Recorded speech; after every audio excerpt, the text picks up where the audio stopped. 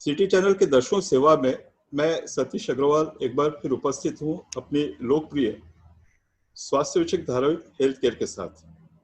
मित्रों, जिस तरह से अभी कोरोना महामारी चल रही है और लॉकडाउन चल रहा है, तो ऐसे में बड़ा मुश्किल हो जाता है कि हम स्टूडियो में अपने विशेषज्ञों को साथ में ले आए।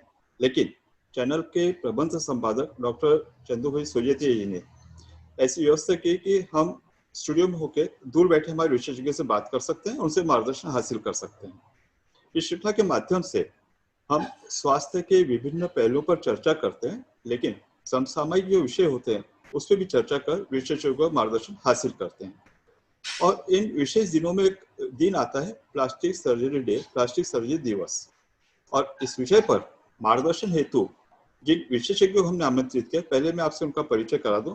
स्क्रीन पे हमारे साथ दिख रहे हैं अमरावती शहर के वरिष्ठ और सुप्रसिद्ध plastic surgeon doctor Bharat ji Shah. Sir, studio में आपका हार्दिक स्वागत है। थैंक यू सतीश भाई। और सर, कहने की बात नहीं, हम आपको अपने आप को बड़ा भाग्यशाली मानते हैं कि आपसे बातचीत हो रही है। और दर्शकों को ये बताते हुए बड़ा हर्ष होता है कि doctor Bharat ji Shah super specialist plastic surgeon होने के अलावा इनके साथ में एक बहुत बड़ा खिताब ये जुड़ा कि अमरावती शहर में ये पहले सुपर स्पेशलिस्ट, एक तरह से ट्रेंड सेटर हैं। सर, मैं मुद्दे की ओर आता हूँ। और जिस तरह से मैंने कहा कि प्लास्टिक सर्जरी डे हर 15 जुलाई को मनाया जाता है, और ईमानदारी के साथ मुझे स्वतः इस विषय में कुछ पता नहीं, तो आप दर्शकों को इस विषय में क्या जानकारी देना चाहेंगे? जी हाँ, बात ऐसी है कि हर स्पेशलिटी के साथ एक ना एक दिन जुड़ा हुआ है, जैसे कि cardiac day, kidney day, sickle cell day. उसी तरह प्लास्टिक सर्जरी डे हम लोग सेलिब्रेट करते हैं हर 15 जुलाई को। इसका मेन मकसद है कि लोगों को इस स्पेशलिटी के बारे में अवेयरनेस जागरूक करना, उनको इंफॉर्मेशन देना, और उसी के साथ कि प्लास्टिक सर्जरी ये जो स्पेशलिटी है, इसके जो स्पेशलिस्ट लोग हैं, ये लोग क्या क्या चैलेंज फेस करते हैं अपने प्रैक्टिस में, उसकी उनको जानकारी देना।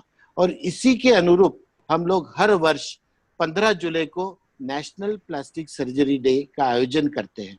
इस दिन हम पूरे भारतवर्ष में विभिन्न शहरों में चर्चा सत्र का आयोजन करते हैं, पब्लिक फोरम का आयोजन करते हैं, पेशेंट एजुकेशन फोरम का आयोजन करते हैं।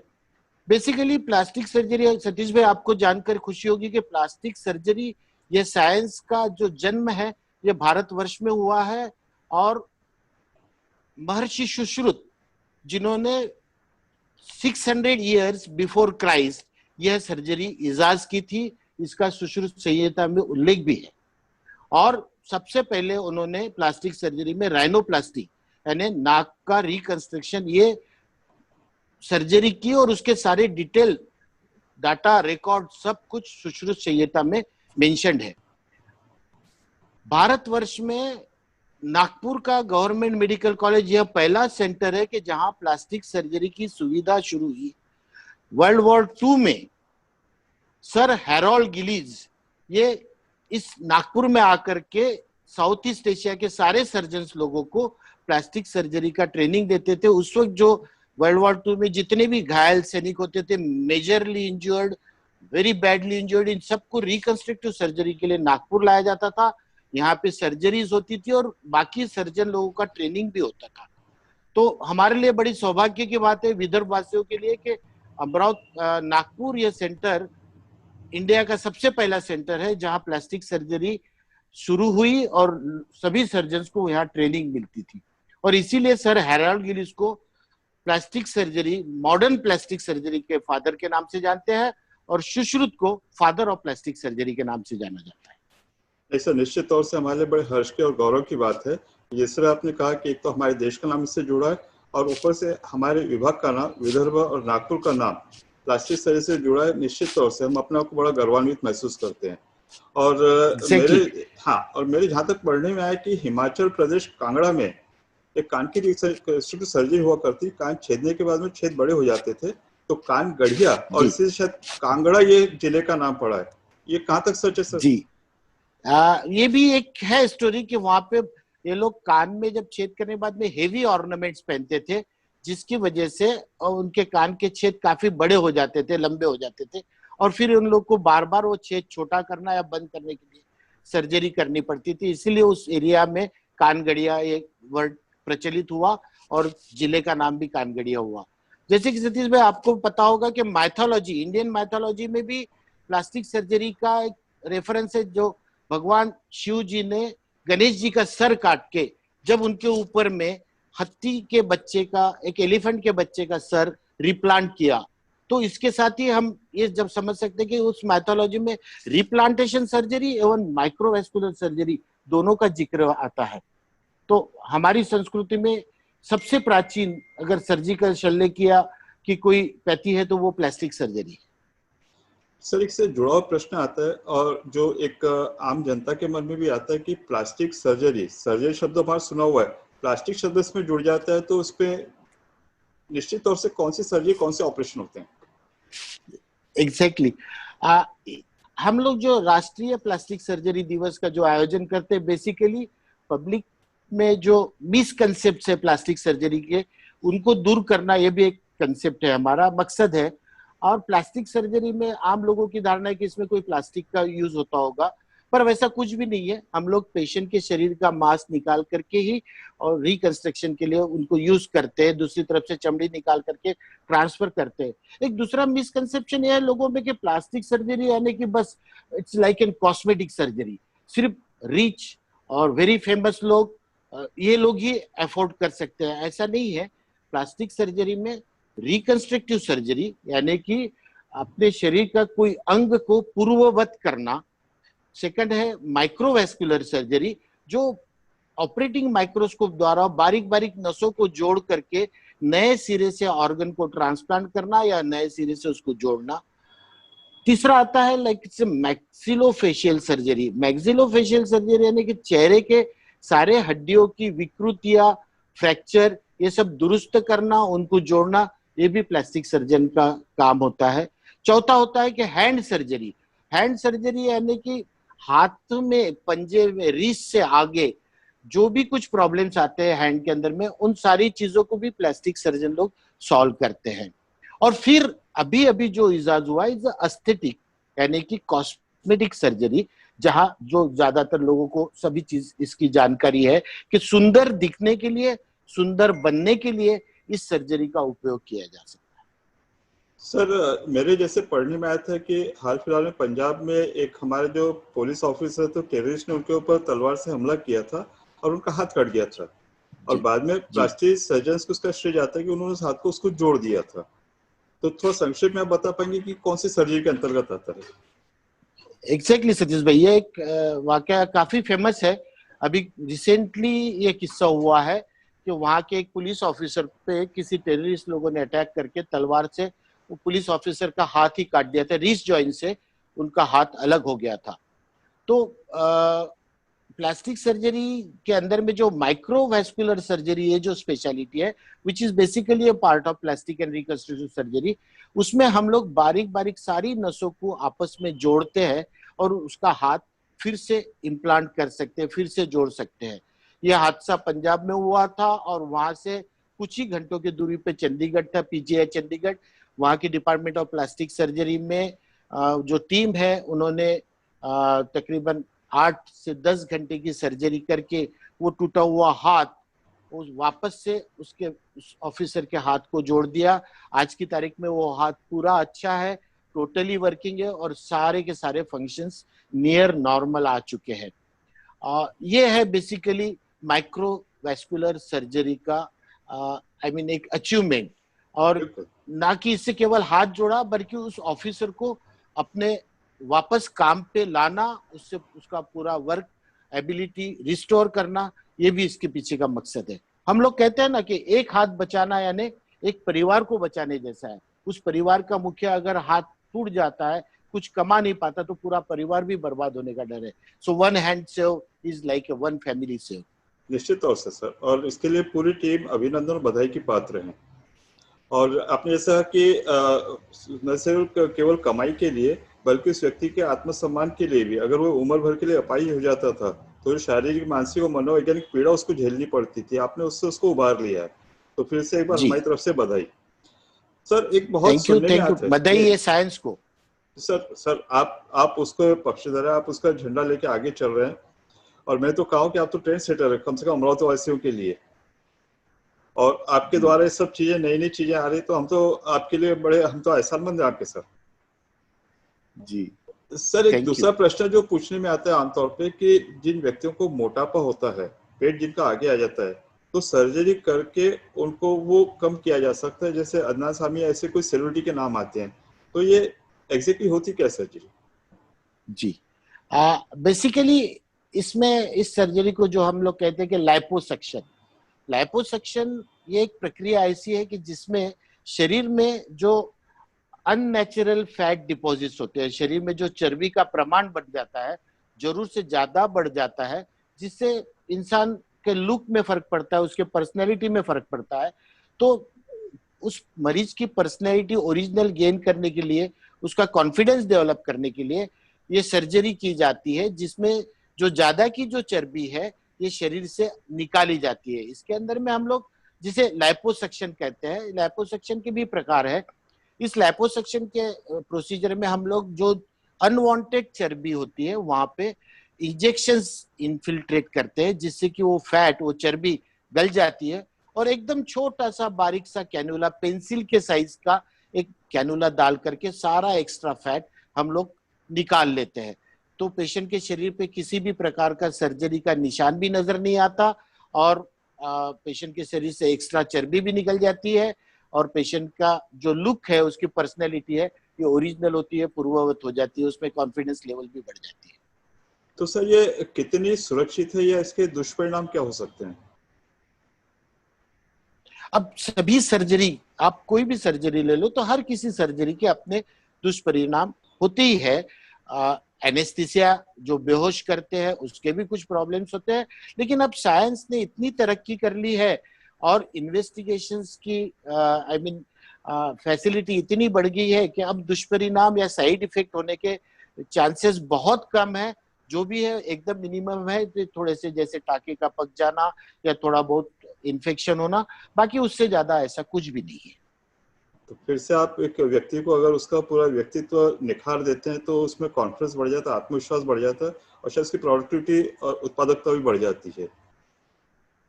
Exactly, exactly. इससे से मिलता जुलता एक दूसरा सामाजिक प्रॉब्लम आता है कि आजकल जैसे हम देख रहे हैं कि काफी छोटी उम्र में सिर से बाल गायब होते जा रहे हैं, गंजापन आते जा रहा है, और ये किसी भी व्यक्ति के लिए बड़ा दुखदाई होता है, खासकर युवाओं के लिए। तो ऐसे समय में हेयर ट्रांसप्लांट या बाल उगाने की जो प्रक्रिया होती है, ये क्या होती एग्जैक्टली सतीश भाई, अभी आज का जो युग है ये बड़ा कॉम्पिटिटिव युग है, और इसमें अपने आप को प्रेजेंट करना, अपने आप को प्रोजेक्ट करना, ये निहायत जरूरी है। अगर को आपके शरीर में किसी भी प्रकार की विकृति है, आजकल बाल्डनेस या गंजापन होना, ये भी अपने आप में एक विकृति मानते हैं लोग, जिसमें सुंदरता डेफिनेटली कम होती है। तो हर कोई चाहता है कि मैं सुंदर दिखूं, ये कॉम्पिटिटिव वर्ल्ड में मैं सबसे आगे रहूं, अपने आप को अच्छे से प्रोजेक्ट करूं, और इसीलिए ये हेयर ट्रांसप्लांट, इस सर्जिकल टेक्निक का इजाज हुआ है, जिसके अंदर हम लोग सर के पीछे के हिस्से में के नॉर्मल बाल निकाल करके एक एक हेयर को, एक एक हेयर फॉलिकल को हम लोग बाल्ड एरिया में, गंजी एरिया में ट्रांसप्लांट करते हैं, उसका रोपण करते हैं, जिससे जिसे हम लोग कहते हैं फॉलिकुलर यूनिट ट्रांसप्लांट। और ये जो बाल आपके खुद के ही होते हैं, ये परमानेंट होते हैं, ये कभी निकलते नहीं है, और आपका जो लुक है उससे काफी कुछ नेचुरल आता है। पहले के जमाने में लोग विग पहनते थे, लेकिन विग ये संभालना, उसको मेंटेन करना बड़ा डिफिकल्ट होता था, और वो नेचुरल भी नहीं लगते थे बाल। लेकिन आपके खुद के ही बाल, आपके खुद के ही हेयर्स पीछे के हिस्से से निकाल करके सामने ट्रांसप्लांट करते हैं, तो आपके लुक में काफी फर्क पड़ता है, नेचुरल लगता है, और पीछे जहां से निकाले वहां कोई किसी भी प्रकार का डिफेक्ट नहीं रहता है, वो जस्ट सिंपल से टाके लगा देते हैं और वो निशान मिट जाता है। है? फिर से तो आपने पेशेंट के लुक में, पर्सनैलिटी में बहुत फर्क पड़ता है। और जी उसके सतीश भाई, कॉन्फिडेंस, सेल्फ कॉन्फिडेंस फर्क पड़ता है कि जिस समाज में खास डेफिनेटली। करके ये युवा मन में, किशोरावस्था में अगर ये चीज हो रही, तो उनका तो बड़ा सेंसिटिव मन होता है, बड़ा सेंसिटिव ईगो होता है उनके अंदर, तो आप उसको अच्छे से कर पा रहे हैं। जी, सर जैसे आपने कहा कि श्रेय मैंने आपको बोला, पूरी टीम को बोला, आपने बोला नहीं विज्ञान को है, और विज्ञान जैसा हम सुनते देखते हैं पढ़ते आ रहे हैं कि विज्ञान हमेशा प्रगति करता है, तो इस शाखा में भी और नए नए शोध क्या हुए, नई नई टेक्निक क्या आई है? जी हाँ, हर विज्ञान की हर शाखा हमेशा ही प्रगति पथ पे रही है। नए नए इंस्ट्रूमेंट्स, नई नई मशीनरी इजाज हुई है। प्लास्टिक सर्जरी में भी बहुत सारी चीजें नई ऐड हुई है। सबसे पहले जिसे मैं ऐड करना चाहूंगा कि ऑपरेटिंग माइक्रोस्कोप, यह जो इजाज हुआ जिसकी वजह से माइक्रोस्कोप लगा करके हम लोग बारीक चीजें जो नॉर्मली आंखों से नजर नहीं आती उसको मैग्नीफाई करके उसको जोड़ने की कोशिश करते हैं, जो रिप्लांटेशन सर्जरी में बहुत यूजफुल रहती है। सेकंड है लेजर सर्जरी। अब आजकल लेजर मशीन आए हैं जो कि आपको आपका रूप सुंदर बनाने में, आपके फेशियल कंटूर्स इंप्रूव करने में, आपके बॉडी कंटूर्स इंप्रूव करने में काफी कुछ मदद रूप रहते हैं। इसे हम लोग लेजर सर्जरी कहते हैं।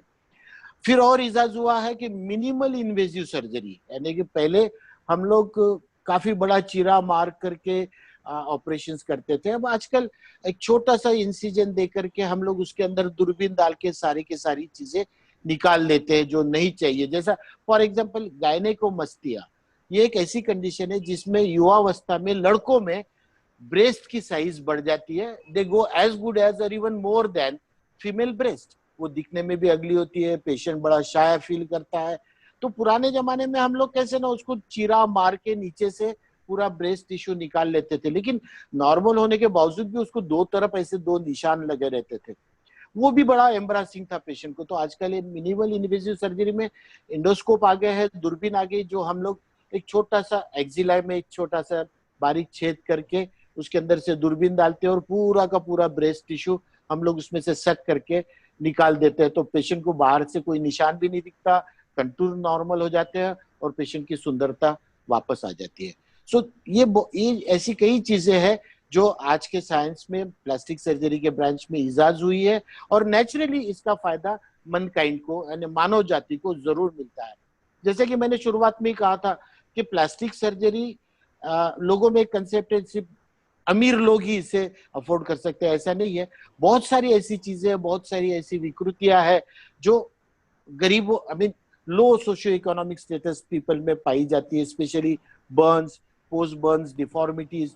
तो हर इंसान को सुंदर दिखने का पूरा अधिकार है, और हमारा भी नैतिक कर्तव्य बनता है कि हम लोग उस मरीज को ओरिजिनल नियर नॉर्मल बनाने की कोशिश करें। और इसी मकसद से आजकल all over India plastic surgeon लोग यह प्लास्टिक सर्जरी हर साल एक शिविर बना करके चला करके जो जरूरतमंद लोग हैं उनका मुफ्त में प्लास्टिक सर्जरी करते हैं, उनको नियर नॉर्मल बनाने की, functionally as well as cosmetically. ये भी हम लोग मुहिम करते हैं, और ये हमारा, हम मानते हैं कि समाज के प्रति जो हमारा ऋण है वो उसको अदा करने की कोशिश करते हैं। दर्शकों, मैं आपकी सूचना के लिए बता दूं कि doctor Bharat ji Shah rotary club से जुड़े और पिछले 25 वर्षों से हर साल, जैसे उन्होंने कहा, कि एक निःशुल्क शिविर आयोजित करते हैं जिसमें नागपुर मुंबई से जो इनके मित्र हैं उनको बुलाते हैं और निःशुल्क ये सर्जरी करते हैं। जो एक, जैसे इन्होंने कहा कि समाज के प्रति इनका जो ऋण है, ये जो इसे ऋण मानते हैं उसको वो पूरा कर रहे हैं, और ये हम लोगों के लिए एक निश्चित उदाहरण की बात है। और जो लोग इस चीज में सक्षम है उन लोगों ने भी अपनी तरफ से जो कुछ समाज को दे सकते हैं वो देना चाहिए, ऐसा इनका मानना है। सर फिर से इसके लिए आपका अभिनंदन। सर अब चूंकि हम चर्चा के अंतिम मोड़ पर है, और इस चर्चा के माध्यम से हमारे एक्सपर्ट का वह पहलू लोगों के सामने लाता है जो अक्सर लोगों को दिखता नहीं है, उनका प्रोफेशनल रूप दिखता है।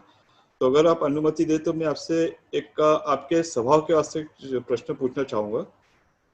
मैंने आपको हमेशा देखा है कि आप हमेशा हंसमुख होते हैं, हाजे जवाब होते हैं, और कहीं ना कहीं कोई ना कोई चीज में से विनोद निकाल ले, सेंस ऑफ ह्यूमर निकाल लेते हैं। जिस तरह से ब्रांच इतनी सेंसिटिव है, आप बताइए कि माइक्रोवेस्कुलर सर्जरी आप करते हैं, इतनी नाजुक सर्जरी आप करते हैं, उस बीच में आप इस वृत्ति को कैसे कायम रख पाते हैं? बड़ा कठिन सा सवाल पूछ लिया सतीश भाई आपने। एक तो एक चीज है कि प्लास्टिक सर्जरी मैंने अपनी चॉइस से ज्वाइन की है, और अपने चॉइस से ही मैं प्लास्टिक सर्जन बना हूं, तो नेचुरली ये स्पेशलिटी मैं एंजॉय करता हूं। और जब भी आप कोई चीज एंजॉय करते हो तो उस चीज करने में आपको कोई दिक्कत नहीं होती, किसी प्रकार का स्ट्रेस नहीं होता है। तो नेचुरली हमेशा मैं खुश मिजाज रहता हूँ, साथ में थोड़ा बहुत म्यूजिक चलता रहता है जो पेशेंट को भी कंफर्टेबल रखता है। और मेरे ऊपर में भी जो मानसिक, कोई भी सर्जन सर्जरी के दौरान डेफिनेटली थोड़ा सा मानसिक तनाव में होता है, तो वो तनाव मैं कम करने की कोशिश करता हूँ। और उस वजह से मैं अपने पेशेंट को भी कंफर्टेबल रखता हूँ, और अपने आप का तनाव कम हो जाने से मैं अपना हमेशा हंसमुख बना रहता हूँ। और पेशेंट के सामने अगर उसका सर्जन या ऑपरेटिंग सर्जन बहुत सीरियस और खड़ूस टाइप का रहा तो पेशेंट भी बेचारा टेंशन में आ जाता है। इसलिए भी हम लोग थोड़ा माहौल बनाते हैं, पेशेंट को भी खुश रखते हैं, और हम भी आई मीन हंसमुख बने रहते हैं। नहीं सर, निश्चित तौर से आपने एक जीवन जीने का जो फलसफा ही बताया कि जिस काम को अगर आप कर रहे हैं, अगर आपकी पसंद का, उसको आप एंजॉय कर रहे हैं, उसमें अगर आनंद अनुभव कर रहे हैं, तो आपका स्ट्रेस, आपका तनाव निश्चित तौर से कम हो जाता है, और अंदर से जो एक खुशी आनंद होती है तो आपके चेहरे पर रिलक्षित होती दिखती है। और जैसा आपने कहा कि अगर सर्जन खुश है तो आसपास का वातावरण खुशनुमा होगा और पेशेंट पे इसका सकारात्मक असर होगा। एग्जैक्टली, सही।